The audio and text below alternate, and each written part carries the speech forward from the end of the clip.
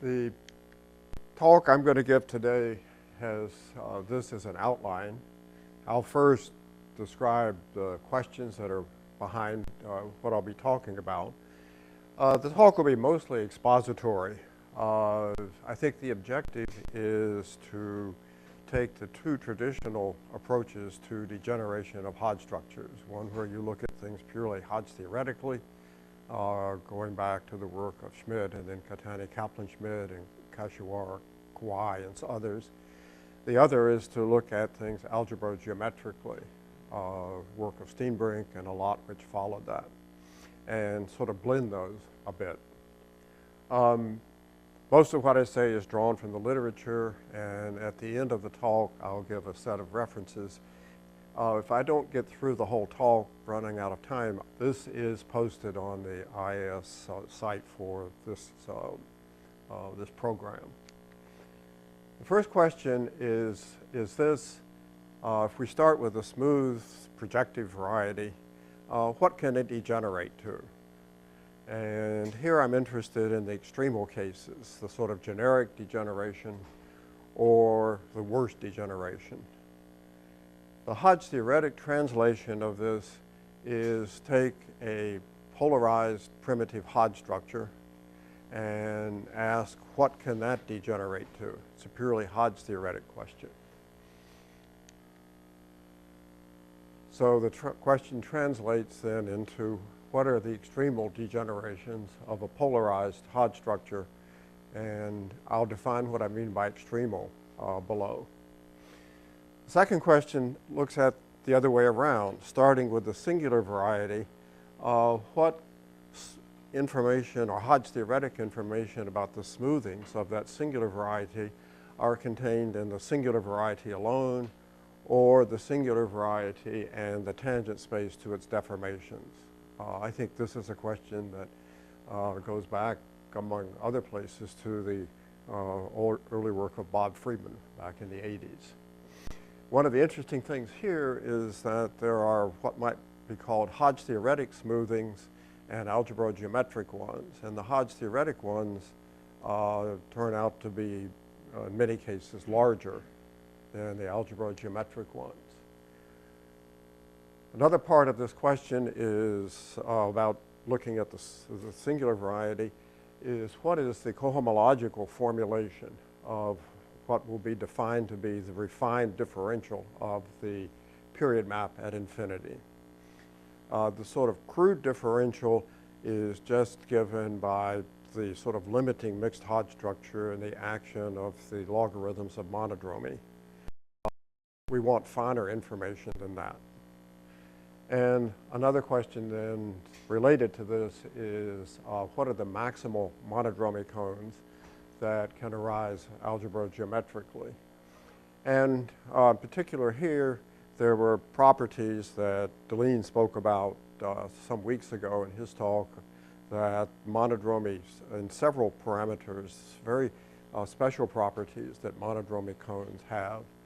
And we'd like to understand those from an algebro-geometric point of view. I think they're well understood from an arithmetic algebro-geometric point of view, since he proved them using the Weil conjectures.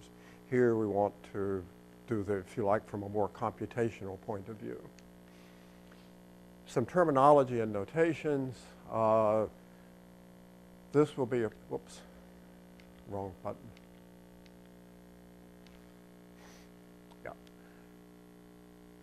Where is that? So the first is a polarized Hodge structure, a Q vector space with a bilinear form and a Hodge filtration. T will be the period domain, the set of all polarized Hodge structures with given Hodge numbers sitting in its compact dual.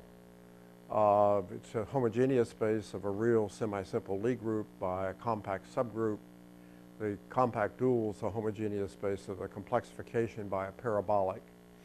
A variation of Hodge structure is given by a mapping from a parameter space, where the parameter space is the complement of a subvariety in a larger complex manifold. And we assume that the image of the monodromy representation is unipotent. Usually one traditionally has taken the case where this is just a product of punctured disks, like the talk this morning, but we'll see in examples that, in fact, you want to consider more general case. So the Hodge structures are always, a mixed Hodge structure is the vector space with a weight filtration and a Hodge filtration. These are always assumed to be polarizable. The lean has a construction of a canonical R-split mixed Hodge structure associated to a Hodge structure, and that's usually written with a notation with a tilde here. One might think of this very roughly as taking the extension data in the mixed Hodge structure, just taking the real part of that. This will be a monodromy cone. These are the commuting logarithms of monodromy, and associated to a monodromy cone for any element in the interior, positive linear combination of these, you have a limiting mixed Hodge structure. So the weight filtration is the unique filtration where n decreases the weight by 2 and where the hard Lefschetz property is satisfied. The weight filtration is centered at 0. Limiting mixed Hodge structures are in 1-1 correspondence with nilpotent orbits, so one can go back and forth between the sort of geometric orbit and the more algebraic point of view, the limiting mixed Hodge structure. Limiting mixed Hodge structures are equivalent if they differ by scaling, by something in the monodromy cone complexified. I will denote by Y a grading element for a nilpotent element. So this is an element, an endomorphism of the vector space that's semi-simple with integral eigenvalues and which satisfies this. And then the weight filtration associated to n is just the sum of the eigenspaces, eigenvalues less or equal to k. From algebraic geometry, we'll be looking at families where the central fiber is more general than a variety with normal crossings. It's something that has such an equation, and it's locally a product of varieties with normal crossings. Okay. So I think where this arises from is if you do semi-stable reduction in several variables, as was done by Abramovitz and Caro and others. This is what you typically find for the central fiber. The type of this will be the maximum number of singular fibers. So the normal crossing case are those of type 1. And the stratification when you have this should be really thought of, I think, as a vector, not just a set of numbers, where you look here at this definition for the stratification. A smoothing is what you think it is. It's a family where you have this central fiber is the variety that's locally a product of normal crossing varieties, and where the fibers over the open part are smooth and the total space is smooth. For example, a natural example of a 2-parameter family is just a product of 1-parameter families. And you may use this to study natural classes in the product of variety with itself, a smooth variety. Okay.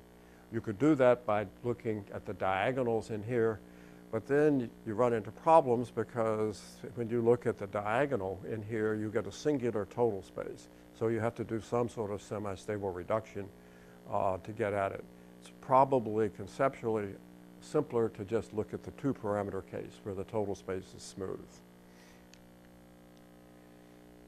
This will denote the Kuranishi versal deformation space with tangent space, the usual. And I'm going to be considering subspaces that are transverse to the equisingular deformations. So we're not interested in deforming X in an equisingular way. We're interested in the smoothing directions. If you have then a tangent space where the general point is smoothing, I'll just write this for the 1-parameter family. You think of it as being X plus a first-order variation of it. Turning to the first question,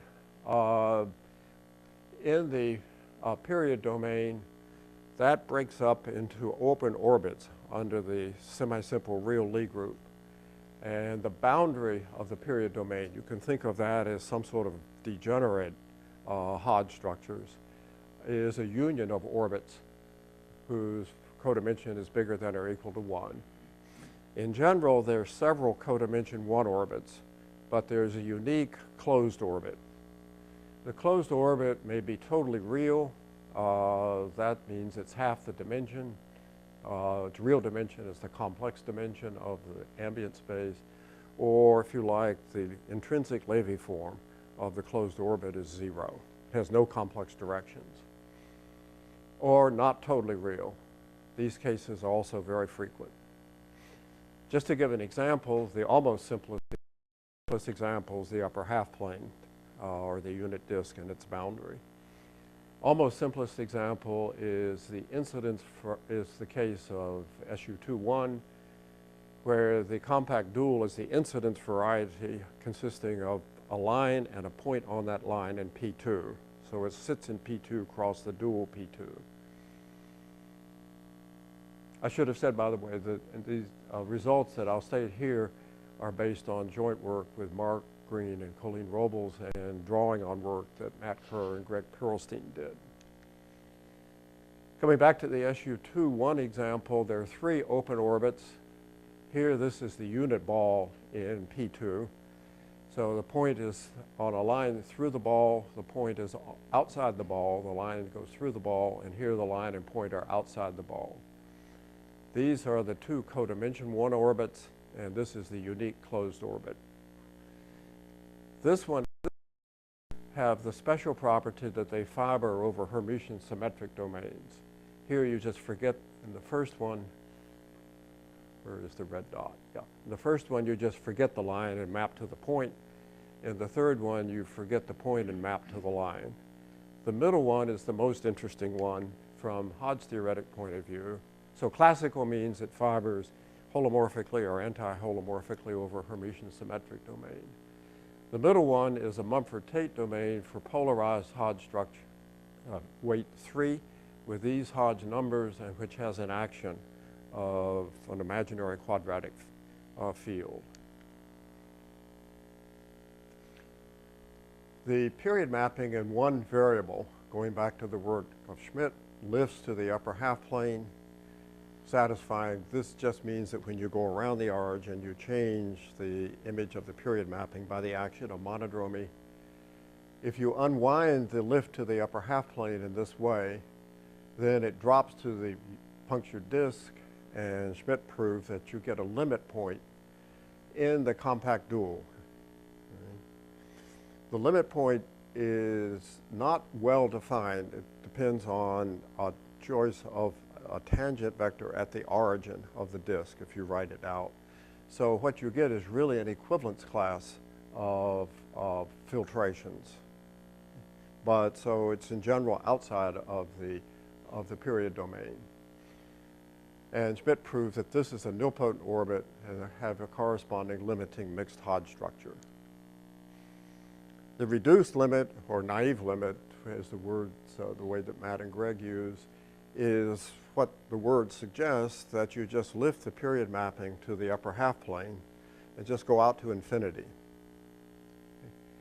So it's the limit of the, as the imaginary part goes to infinity, of the limiting mixed Hodge structure. Okay? That's just a point in the boundary of the period domain. That's the same as if you take the R-split, canonically R-split limiting mixed Hodge structure. Okay? So what that means is that if you look at equivalence classes of limiting mixed Hodge structures, and this is the R-split ones, then this reduced limit period mapping factors like so. It factors through the R-split ones. So you're losing information when you go to the reduced limit period mapping. This phi infinity is holomorphic. This is a complex, a holomorphic object. This is not down here. It's holomorphic. It factors it as above, and it's sort of the maximal information subject to those 2 constraints of being holomorphic and factoring through taking the R-split guy. Sort of the picture one has is if you start with a limiting mixed Hodge structure and follow the nilpotent orbit, that goes to a point in the boundary. When you have an R-split limiting mixed Hodge structure, or whenever you have a split limiting mixed Hodge structure, you have an action of SL2, because the splitting gives a grading of the vector space, and that gives you a canonical SL2 action, with n being the nil negative element. And here, if you just reverse and let n plus be the nil positive element in the SL2, you go back to the boundary the other way. Another way of seeing the picture of the reduced limit is if you draw the Hodge diamond for the limiting mixed Hodge structure, where this is the Hodge filtration here. Then you keep the same vector spaces in the Hodge diamond, but you change the Hodge filtration this way.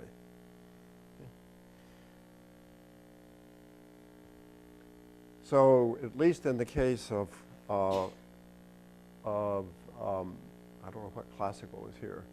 For classical period domains, the reduced limit means, well, I'm sorry, in the classical case, yeah, this is weight 1 Hodge structures. In the case of weight 1 Hodge structures, the reduced limit exactly picks up the associated graded. You lose all the extension data. But in higher weight, you retain some, but not all the extension data. So the definition of extremal degenerations is the minimal one is if the reduced limit belongs to a codimension 1 orbit, and a maximal one if it belongs to the closed orbit. So you look in the lattice of orbits of the real group acting on the boundary, and you have the biggest ones and the smallest ones. Those define extremal ones. And remember that the closed orbit is unique. The codimension 1 orbit, there are several of them. So the result is that for minimal degenerations and in a domain, not a more general Mumford-Tate domain where you have Hodge structures with a given set of algebra of Hodge tensors, either n squared is 0 and the rank of n is 1 or 2, that's what one would guess, that the simplest degenerations have sort of the smallest monodromy that you could have, least, so n squared should be 0 and the rank should be small, or there's one exception. So these are some pictures of what the Hodge structure, the Hodge diamond of the limiting mixed Hodge structure looks like. If you have a fourfold, then either you have a double locus along a threefold sitting in it, that's what you would expect, or you have a double curve. When we first thought about this, I thought, well, what you're going to get for generic degenerations is something that looks like a double locus. That's the easiest thing to have, surface locus. But it turns out that from the point of view of looking at the orbit structure and the boundary, it happens just as often to have either double threefold or a double curve. Or for a fivefold, these are the pictures of the Hodge diamonds. You see the picture, what you get is you start with your Hodge structure where all of the HPQs are in a row. And when you degenerate, you take one from this point, one from this point, and convert it into that. So that's the Hodge theoretic picture. In terms of equations, this is what locally the equation of the singular variety would look like. So for maximal deformations, this is the other extreme, the most degenerate, and for general Mumford-Tate domains, not just period domains, the limiting mixed Hodge structures of Hodge type, only of Hodge-Tate type, if and only if the closed orbit is totally real. So these are in some sense the ones you would expect, that the most degenerate you can get is where the Hodge structure is of Hodge-Tate type. Okay. That's exactly the case where you go to the closed orbit. So a necessary condition, but not in general sufficient, is that the Hodge numbers, for a variety to admit such a degeneration, the Hodge numbers have to be non-decreasing as you go to the middle. In the period domain case, if the closed orbit is not totally real, then one can nail down what it is. I've written it here. And let me just go to the next slide and give the example of what it will look like when you have a fourfold. This would be the limiting mixed Hodge structure. It would all be of Hodge-Tate type, except right in the middle where there are pieces adjacent to the middle that are non-zero. These occur geometrically, a family of fourfolds where you take a family of K3s, each having a type 3 degeneration.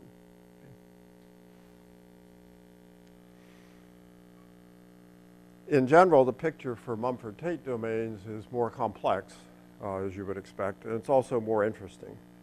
For example, the group G2 is singled out as one exception to the general pattern that you get for Mumford-Tate groups. So if you want a definition of G2, you could say, well, look at degenerations of polarized Hodge structures in Mumford-Tate domains, and you'll find G2 occurs as an exception. And if there is a Hodge-Tate degeneration, then the parabolic has a very special property. It's what's called an even Jacobson-Morozov parabolic. I won't give the definition here. Just the point is that it's a very special phenomenon. I think in general, the Hodge theoretic aspects of the G-orbit structure of the boundary can guide moduli questions. I mean, one has seen this classically, certainly, for curves and abelian varieties, for K3 surfaces, for cubic threefolds and fourfolds, the work of Vadu here.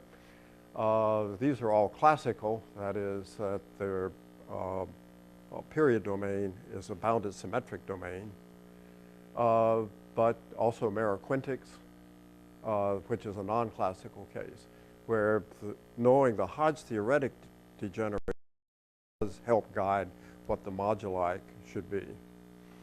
As far as the non-classical examples, or quintic surfaces, or quintic threefolds, you know, it may be that looking at what the Hodge theoretic possible degenerations are can guide moduli questions.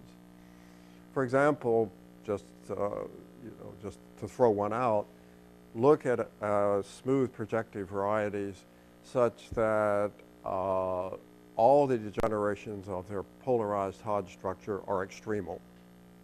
Okay. Those should be, from the point of view of moduli theory, a very special type. Okay. That means you only, when you degenerate it, go to a codimension 1 boundary component or to the closed orbit. K3 is an example of that. I think I will skip this. No, I'll say a few words about this. In the classical case, when D is a bounded symmetric domain, or in the general case, Kato and Usui have constructed maximal completions. By completion, I mean you start with a variation of Hodge structure over a product of punctured disks with unipotent monodromies. You map into the period domain factored by the monodromy group, and you want to extend that to a holomorphic map to an enlarged period domain where you stick stuff on the boundary. This construction, as I said, in the bounded symmetric case was done by Mumford et al. And by Kato using the Katani-Kaplan-Schmidt theory of degenerations of Hodge structures in several variables. It's a toroidal object. Classically, there's another compactification, or there are many others, but another one, this might be called the maximal completion. Any map extends to it. The minimal one, classically, was the Bailey-Burrell one.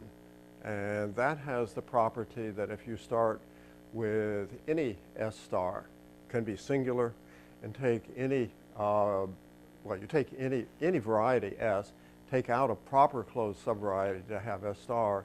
If you have a map like so, a period mapping, it extends.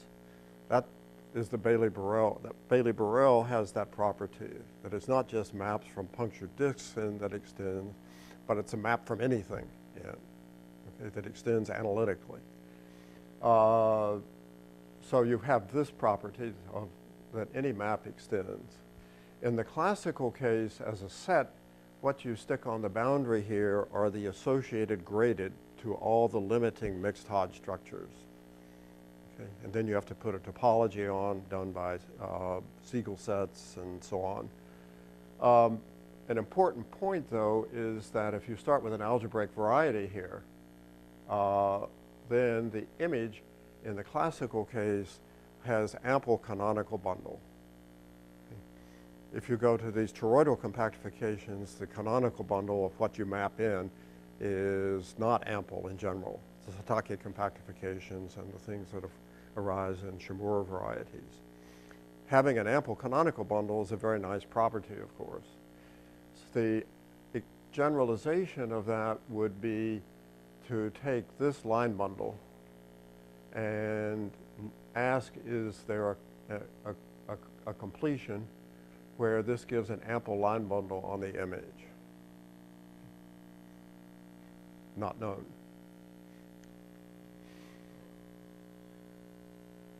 The second set of questions here, as I say, much of this was motivated in its beginning by stuff that Bob Friedman did many years ago. You start with your variety that's locally a product of normal crossing varieties. And I want to define a bundle, or something, a sheaf really, which would be trivializable if you can smooth the variety. So it's called the infinitesimal normal bundle. This is its definition. And as with any coherent sheaf, these are the Kähler differentials on X. As with any coherent sheaf, you have a stratification where the coherent sheaf is locally free over this open strata. Okay. And so, for example, if you just have a product, the stratification, where is the red dot? Yeah, if you just have a product, the stratification is this. The singular locus cross the smooth, union the other way around, containing the product of singular loci.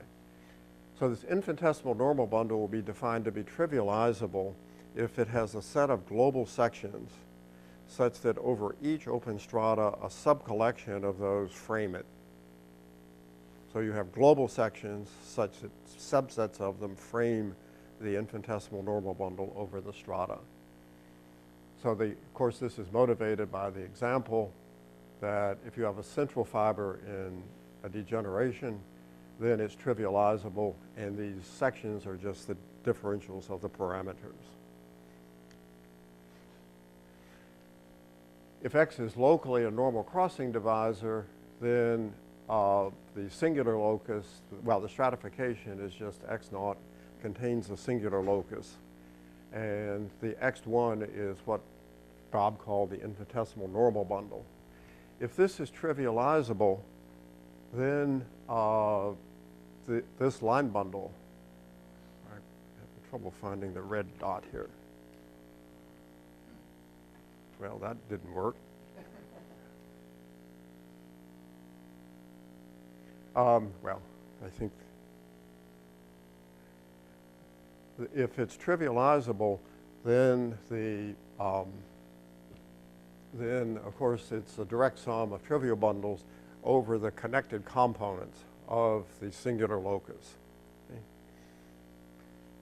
And in fact, what I want to suggest is that even if you start with a variety that's locally a normal crossing variety, that you should really think of it as being a central fiber in a several parameter family where the number of parameters is equal to the number of connected components of the singular locus. Okay? Shouldn't just be thought of as sitting in a one parameter family where you smooth the thing. You should really think of it as sitting in a several parameter family where you smooth components along the different axes. Okay. So I'm going to assume that the infinitesimal normal bundle is trivializable. I'll write this up and just explain briefly what it is. If you have locally a normal crossing divisor, then you have the local to global spectral sequence. And this is the tangent space to the deformations. this maps onto the tangent space to the deformations of the germs at each point. So it localizes the global first-order deformation. This is the obstruction to fitting together local deformations to a global one. That's this map. And these are the equisingular deformations coming in here. So under the assumption that the infinitesimal normal bundle is trivializable, then there's an L parameter split limiting mixed Hodge structure. So L, remember, is the number of components of the singular locus.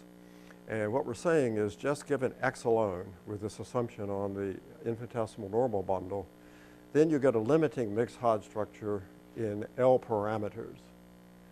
And it's defined in terms of X alone if you actually had a family which is unobstructed, where you smooth, where X can be smooth in an unobstructed way, then the limiting mixed Hodge structure is just the associated graded to the one you would get from this full family. So what we're saying is just from X alone, you can reconstruct the associated graded to the limiting mixed Hodge structure. Okay. The interesting part of this is how do you use this assumption to do the construction? The assumption that the infinitesimal normal bundle is trivializable. Still in the case where X is locally a normal crossing divisor, it's easier to state things in this case. You know, the results are true in general, but this is the easier case to explain. Here we take a k-dimensional subspace of the tangent space to the deformation space, as was explained earlier on. We assume that it's transverse to the equisingular deformations, and that the image under this localization map that was on here, this thing, because the normal bundle is, infinitesimal normal bundle is trivial, is just a complex Euclidean space. Okay? So the triviality of the infinitesimal normal bundle comes in here, and we're assuming that this subspace T of the tangents to the deformation space is transverse. It does not lie in any coordinate hyperplane when you map it to the deformations of the components of the singular locus. Then there exists a K parameter, where this is K-dimensional, whose limiting mixed Hodge structures, whose commuting monodromies are products of the identity maps on the different components. So what this is geometrically is that if you have a family again over a parameter space S whose tangent space is this T, then you get the actual limiting mixed Hodge structure. So what we're saying is that the limiting mixed Hodge structure can be read off of X plus a linear subspace in its the tangent space to its Kuranishi space. Okay? In general, this S is not a product of punctured disks. So you have to do something more general than just a product of punctured disks. To give an example, suppose you take a nodal variety of odd dimension with a set of nodes P1 through PL. Then there's a standard way to construct a normal crossing variety from that. You blow up the nodes to get a smoothing of X naught, and then these are the linear spaces that you get when you blow it up, and the intersections here are quadrics. And that's a normal crossing variety that would be the central fiber in the standard semi-stable smoothing of X naught. Okay? So you take this nodal variety, suppose you can smooth it, okay? Then you have to do some semi-stable reduction to make the total space smooth. And what you would get over the origin is this thing here. Okay? The limiting mixed Hodge structure in theorem 1 is the associated graded to the one you would get if you could independently smooth the nodes. In theorem 2, the assumption, well, you know geometrically that this is not always possible. There's certainly easy examples of surfaces in P3 with just a set of nodes that cannot be independently smooth. They can be smooth, but not in a way that independently smooths the nodes. Okay? So here, the Hodge theoretic limiting mixed Hodge structure is larger than what you would get geometrically. In the second theorem, the assumption below it in the statement of the theorem implies that this variety may be smoothed. Moreover, the tangent space to the smoothing of the quadric, or to the deformation space of the nodal thing, is isomorphic to the deformation space of this object here. That is, deforming the x naught is the same as deforming the x. So the picture you get here in theorem 2 is just a simple example of the picture of again, starting with a nodal variety. Here we have 3 nodes, but you can't independently smooth them. You can only smooth pairs of them. So you get C2 as your parameter space, and instead of taking out, as usual, the coordinate axes in C2 to get a product of punctured disk, you take out 3 lines, okay? But the monodromy representation is still abelian. So this is really the sort of typical example that one should expect from a Hodge theoretic perspective, okay? Not a punctured disks, but this picture here. Still on nodal degenerations, 3 properties from the talk this morning. The Kazul group was introduced. And the Kazul group for nodal things is realized as the group of relations among the nodes. What do I mean by relation among the nodes? If you could smooth the variety, you would have vanishing cycles. And the vanishing cycles are elements in the homology of the smooth thing. They may not be independent, and the set of relations among them computes the Kazul group. That's the same one that Patrick had in his talk this morning. The monodromy cone, the usual definition of the monodromy cone is the positive linear combinations of the commuting logs of the monodromy. But there may be a larger polarizing cone. The polarizing cone means that you take linear combinations such that the weight filtration for the linear combination gives a polarized limiting mixed Hodge structure. It may be strict, it's at least as big as the monodromy cone. That's a property of several variable degenerations, but it may be bigger. And exactly when the nodes are dependent, you have a larger polarizing cone. And something I'll talk about later is if you start with your monodromies and you want to make those the nil negative element of commuting SL2s, so the ends commute, and they always sit in SL2s. Any nilpotent matrix sits in an SL2. In the split limiting mixed Hodge structure, that's graded, so the monodromies there have a canonical SL2 that they sit in. You can ask the question, do those SL2s commute? And the answer is if and only if the nodes are independent. So the obstruction to getting commuting SL2s off of the nodes is exactly measured by the relations among the nodes. Another example where the singular locus has multiple components would be semi-stable reduction.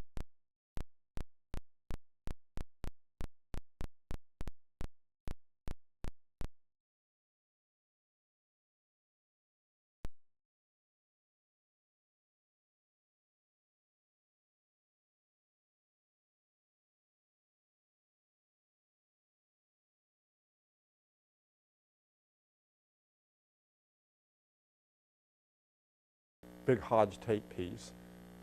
Or in the maximal degeneration, you have this one, a Hodge-Tate degeneration, and here you picture the limit as a tetrahedron. So what I said earlier was that if you look at those varieties for which there are possible Hodge theoretic degenerations are extremal. They're at one extreme or the other, and just those occur. Those may be, I think, interesting for moduli questions. They would be the simplest ones in some way that one can think of beyond the classical cases to try moduli questions for.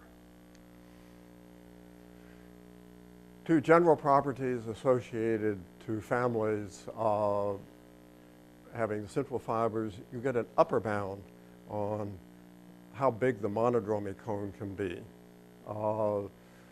For any family containing this as a central fiber, this puts an upper bound on how big how big a smoothing family you can have. And you can make this, if you look at how the arguments go, you can sharpen this, but this is just a crude way of bounding from above how big the monodromy cone can be. If you have X, which is locally a product of normal varieties, then I won't read this out, but I'll just say what the point is, that if the type is large, so that is that somewhere, well, I'm sorry, that if you have some condition on the monodromy, like this one, then X cannot be a locally a normal crossing divisor. There must be somewhere at least two singular fibers in the local product structure. So monodromy can give you constraints on a family to be able to fill in the central fiber in as simple way as possible. All right? It's familiar from the one parameter case. The index of unipotency of monodromy bounds when you do semi-stable reduction, the number of pieces that you must have in transverse intersections for the normal crossing variety. There's a similar statement in several variables. For example, the ones that I listed before, the sort of classical examples, they always are, you always, in any one parameter, to get the moduli space and looking at one parameter families, you'll need only look at normal crossing divisors over the origin, okay? Nodal curves, or in the Kulikov case, normal crossing objects. I think Hodge theory suggests that if you're going to do moduli of surfaces, for example, where PG is at least 2, then any sort of moduli space for such a surface would have to have, even in the one parameter degenerations things, which would have to have in its moduli singular varieties that have type K bigger than or equal to 2. You can't get by with just normal crossings. You have to have products of normal crossings.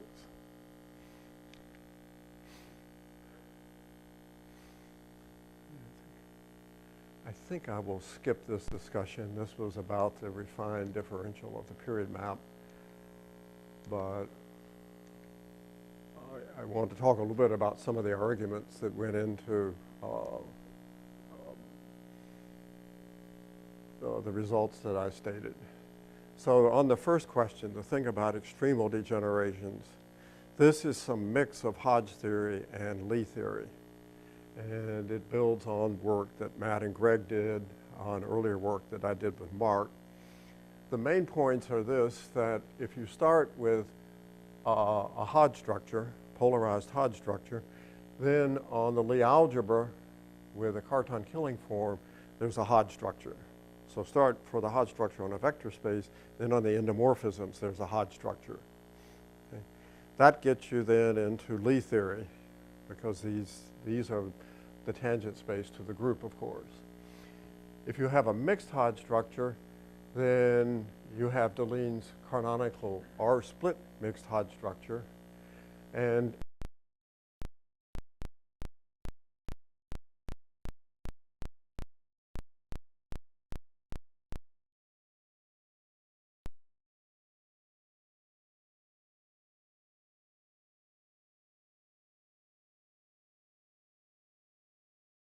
of, if you like, analysis of what's in the literature, and it's slightly extending the results that are there.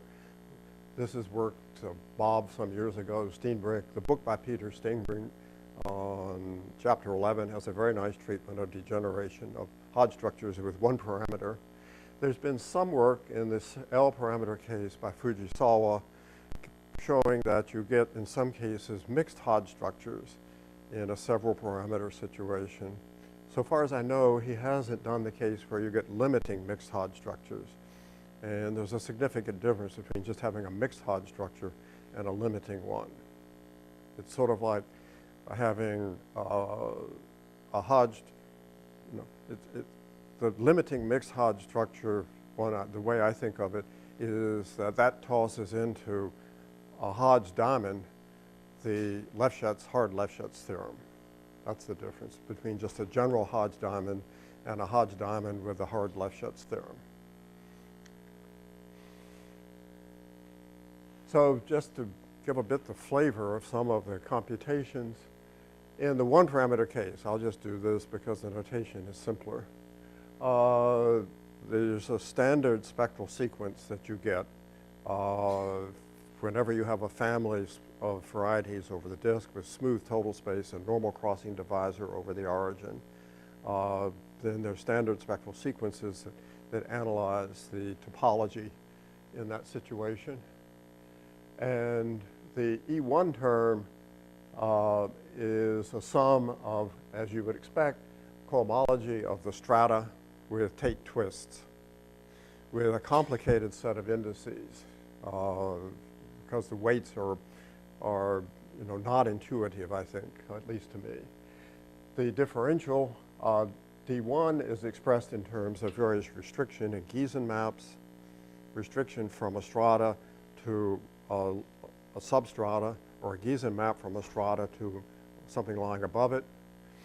And what I'll say in just a moment, the E2 term is the E infinity term, just by the general theory of Deligne of mixed Hodge complexes. You get degeneration of these spectral sequences at E2. So E infinity is the associated gradient to the limiting mixed Hodge structure in the one parameter case. It's convenient to picture the split limiting mixed Hodge structure in terms of n strings. So these are Hodge structures, pure Hodge structures of these weights, and these are the action of n. We're in the one parameter case, so you have just one monodromy.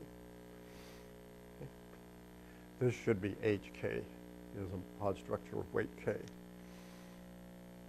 So what's behind the theorem, the first theorem that was stated, is this, that from the cohomology of the strata with Tate twist, you construct these complexes. Okay? On the far side is just the cohomology of a strata.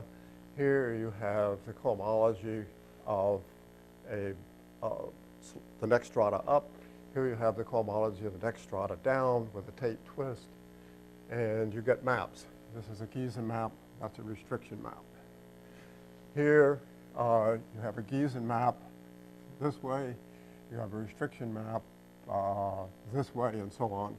So this is a complex where the maps are Giesen and restriction maps. Well, I'm sorry, it's not a complex. It's a set of vector spaces with maps, which are Giesen maps or restriction maps. Okay? And if it is a complex, then the cohomology of this complex computes on the previous slide.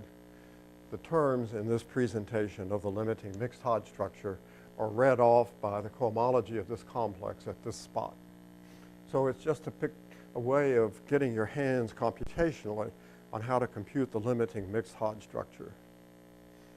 So the crucial point here, and moreover, the monodromy is just the identity map with a Tate twist by 1 on these individual pieces.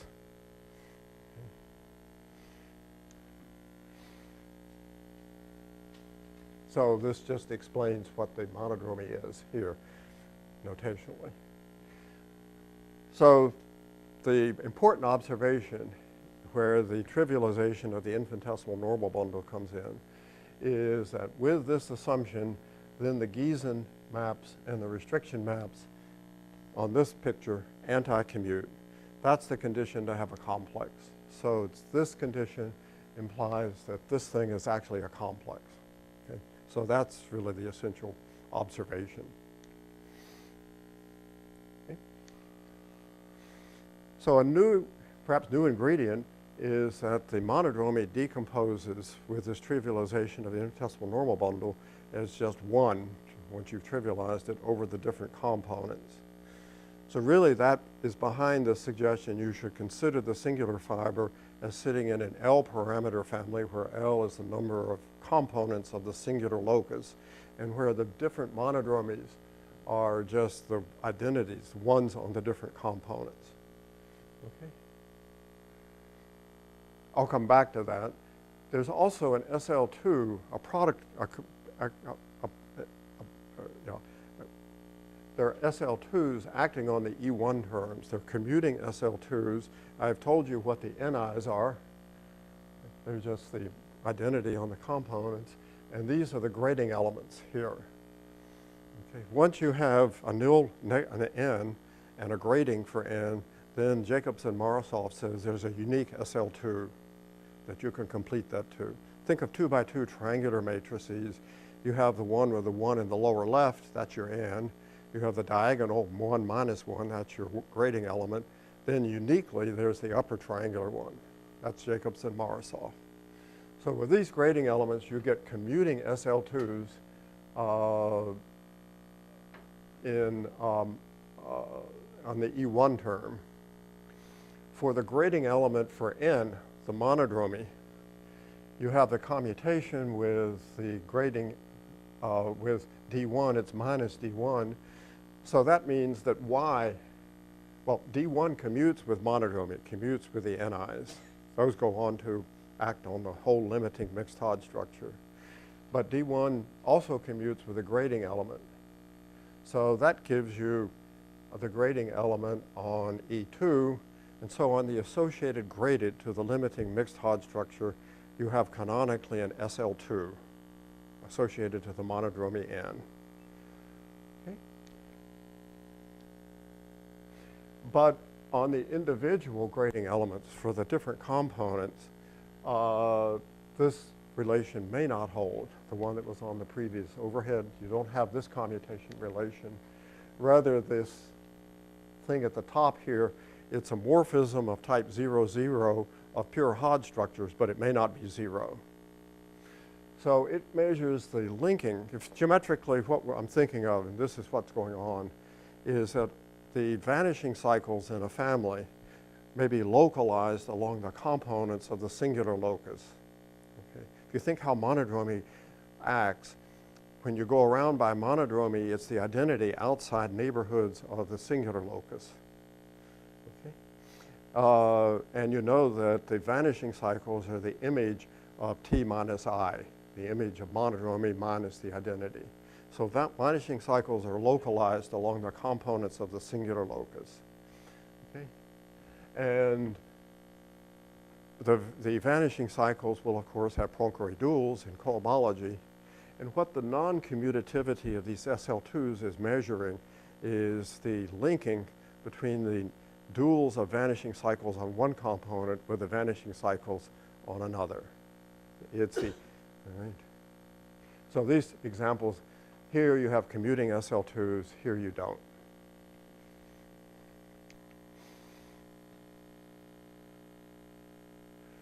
So for X, which is not just a normal crossing variety, but a product locally, a product, it proceeds, the arguments proceed somewhat as in the one parameter case with some differences.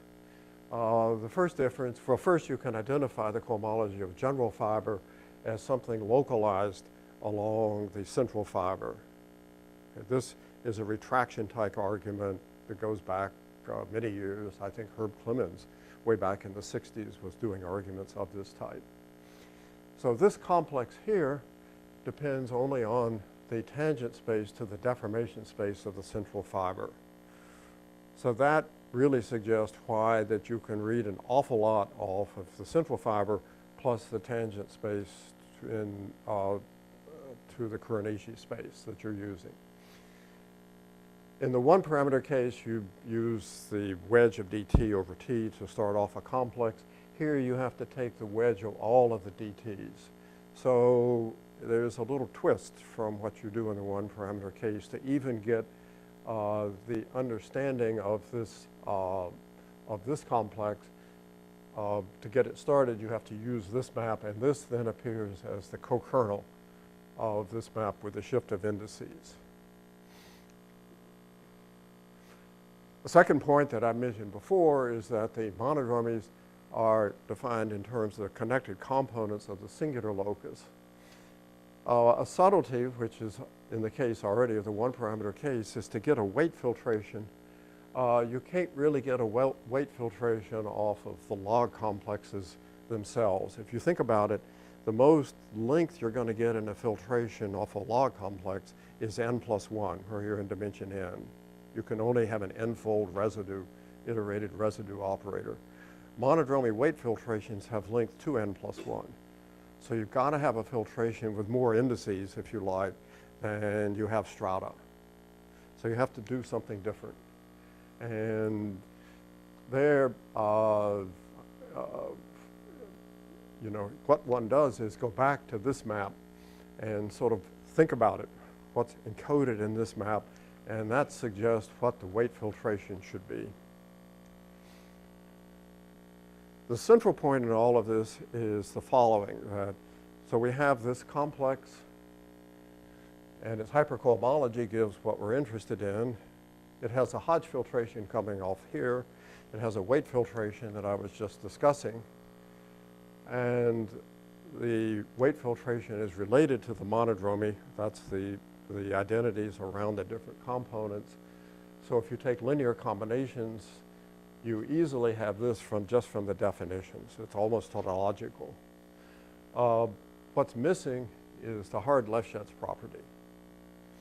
I haven't said so far that this X is even, it's supposed to be Kähler manifold, but I've not used the Kähler structure other than the degeneration of the weight spectral sequence. Here's where it comes in, that you have to use the full assumption that your central fiber is projective and the hard Lefschetz theorem on all the strata to come up with the fact that the monodromy satisfies hard Lefschetz. So in closing, I'll do this very quickly. There were these three properties that Deligne predicted would hold for general degenerations of Hodge structures and were proved by Catani, Kaplan, Schmidt. The weight filtration is independent of the lambda. You see that almost from the way it was constructed, because you're just assigning trivializations to the components of the divisor.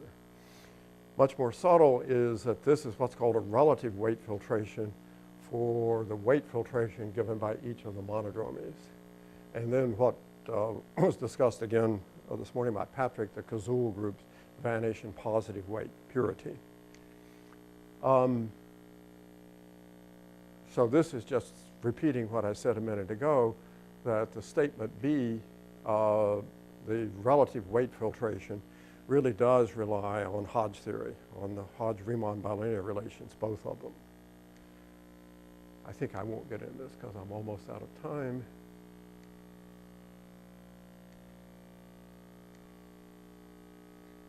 I want to close with a speculative comment.